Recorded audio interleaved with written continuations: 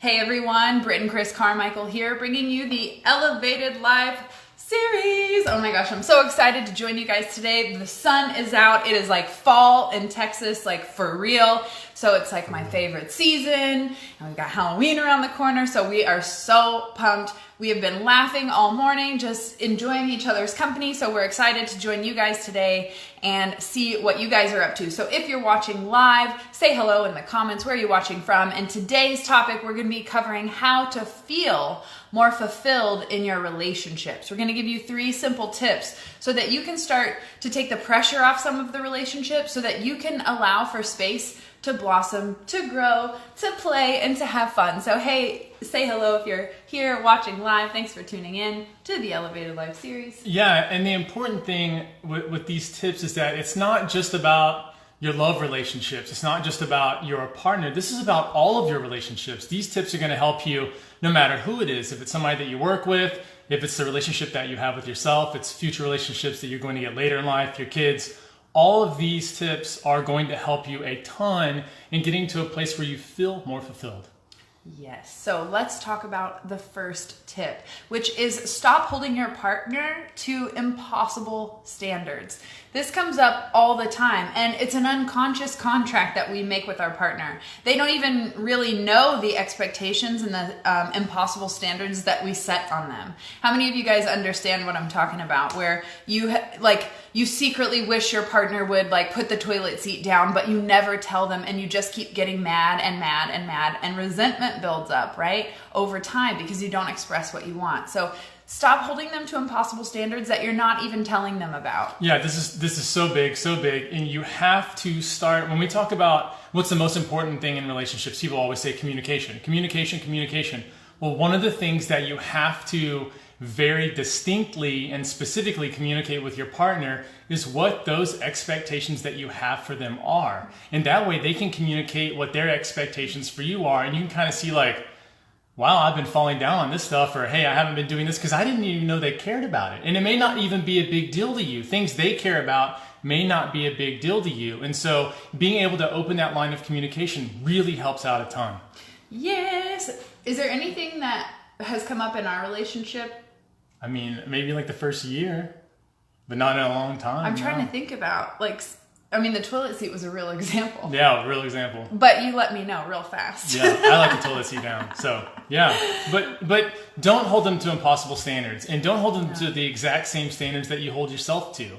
Because they're different people. You have to remember that in love, you can't change people, right? You can only love them. Loving them doesn't imply changing them. You have to accept them where they're at and then inspire them to grow. It's not about hey, if you would fix this, then I'd love you more. It's more about showing them an example where wow, giving them a space where they feel like it's possible to do things that they want to do. So beautiful. Okay, let's talk about the second thing that you can do to feel more fulfilled in your relationships, and that's to accept and appreciate your differences. Like Chris said, love isn't about changing someone. Love is about accepting them exactly as they are and investing in their spiritual growth. So, think about the things that kind of irk you in your partner. Maybe that's a reflection of something that you'd like to change in yourself. So sometimes we get irritated when we find those, unique irritants. Yeah. But it could be also a reflection of something that you'd like to work on within yourself. So stop taking that out on your partner as well. Yeah, and think about your kids also. Kids are always going to be different from their parents. They're always going to want to pursue their own things. As parents, we always try to prepare kids for the future, but the problem is the future's changing so much. I mean, think, 10, 15 years ago, I didn't have a phone. I had to go to a payphone if I wanted to call somebody, if I'm out driving and stuff like that. So to prepare your kids for a world that's not going to exist is crazy. So accept and appreciate what they're going through and notice that maybe I can just nurture their characteristics, not make them who I want them to be, but encourage them to be themselves in a really grand way. Yeah, and the third thing that you guys can do is to give yourself the love and the care that you are craving, that you desire, and that you deserve. Stop waiting for your partner to do it. That's not their responsibility. It's our job to give ourselves love first so that we feel fulfilled, and we're not seeking it to be from an external relationship. So you'll feel more fulfilled in your relationships with other people when you start to give yourself the love and the nurturing that you are trying to draw out from other people. But here's the truth, they're searching for it too. So if everyone's not doing it for themselves and putting that expectation on other people to fill their cup, then we're all going to be thoroughly disappointed. Yeah, with this one, if you're, we all have a love language. We have a specific thing that we enjoy other people doing for us, and that kind of makes up love for us. For some people, they like gifts. For some people, they like appreciation. For some people, they like you to just be with them. So if you're one of those people that appreciation is one of the big deals, and the other person is not used to giving appreciation, they won't understand what it is that you need. So you've got to start giving that to yourself. So when you do something that you like, you go, I did that. That's awesome. Look at what I just did. But do it to yourself. Don't wait for them to be like, oh my God, babe, that was the best dinner I've ever had in my life. Thank you so much. Some people just aren't conditioned to do that. And if you're wanting that in your relationship, you have to articulate that to your partner. The biggest thing where we go wrong in relationship is to expect them to do things that we never tell them to do.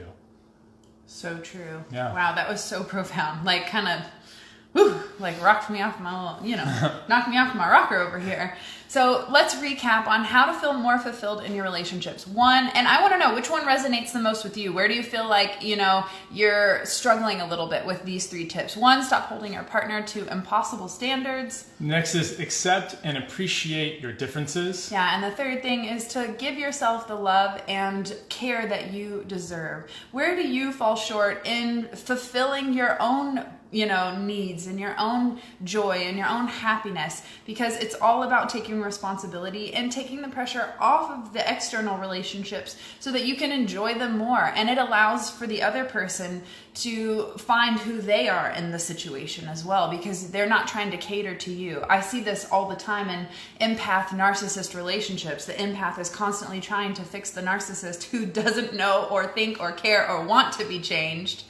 And it's this terrible negative cycle that depletes the empath, and eventually they come to a breaking point where they say, I can't do this anymore. And that is a very unhealthy relationship because you're not giving yourself the care that you need. You're trying to fix someone that doesn't want to be fixed. Yeah, so listen, all longevity studies, the number one thing for longevity are your relationships. So it's not if you run marathons, it's not if you eat a plant-based diet, it's not like if you have an orgasm or apple a day, like it is your closest relationship. So think about the people that you care about most and reach out to them.